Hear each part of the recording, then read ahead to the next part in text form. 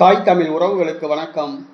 தமிழ்நாட்டின் முதல் பெண் சபாநாயகர் ஆகின்றார். தமிழ்நாட்டின் முதல் பெண் சபாநாயகர் ஆகின்றார் என்ற தலைப்பில் இந்த காணொளியை நாம் காண்கிறோம். தமிழக சட்டசபை தேர்தல் கடந்த 23ஆம் தேதி முடிவடைந்து விட்டது. நாளை மறுநாள் காலை 8 மணிக்கு வாக்கு எண்ணிக்கை ஆரம்பிக்கிறது. 9 மணிக்கு யார் ஆட்சியை பிடிப்பார் என்ற நிலவரம் தெரிந்துவிடும். கருத்து கணிப்புகள் எல்லாம் பொய்யானவைகளாக உள்ளன. திமுக, அதிமுக, தமிழக வெற்றி கழகம் இந்த 3 கட்சிகளுமே ஆட்சி அமைக்கும் என 3 விதமான கருத்து கணிப்புகள் வெளிவந்துள்ளதால் இந்த கருத்து கணிப்புகள் நம்பத்தகுந்தவையாக அல்ல, இவை பொய்யானவைகளாக கருதப்படுகின்றன. ஊடகங்கள் கட்சிகளிடம் விலை போய்விட்டன.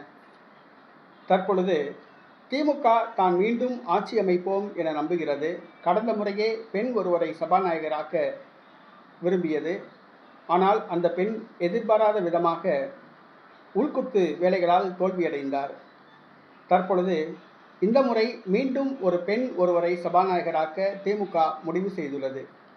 பாராளுமன்றத்தில் மகளிர் இடஒதுக்கீட்டு மசோதாவை எதிர்த்து வாக்களித்த காரணத்தினால் திமுகவுக்கு மகளிருக்கு எதிரானவர் என்ற ஒரு கெட்ட பெயர் உள்ளது. அதை போக்கும் விதமாக தமிழக சட்டசபை சபாநாயகராக ஒரு பெண் ஒருவரை நியமிக்க முடிவு செய்துள்ளது. மானாமதுரை தொகுதியில் போட்டியிடும் தமிழரசி, இவர் முன்னாள் அமைச்சர். இவர் 2006ஆம் ஆண்டு சமயநல்லூர் தொகுதியில் வெற்றி பெற்று அமைச்சராக பதவியேற்றார். 2021ஆம் ஆண்டு மானாமதுரை தொகுதியில் வெற்றி பெற்றார். தற்பொழுது இவர் 4வது முறையாக மானாமதுரை தொகுதியில் போட்டியிடுகிறார். இவர் வெற்றி பெற்றால், திமுக ஆட்சி அமைத்தால் தமிழரசி அவர்களை சட்டசபை சபாநாயகராக ஆக்க திமுக முடிவு செய்துள்ளது.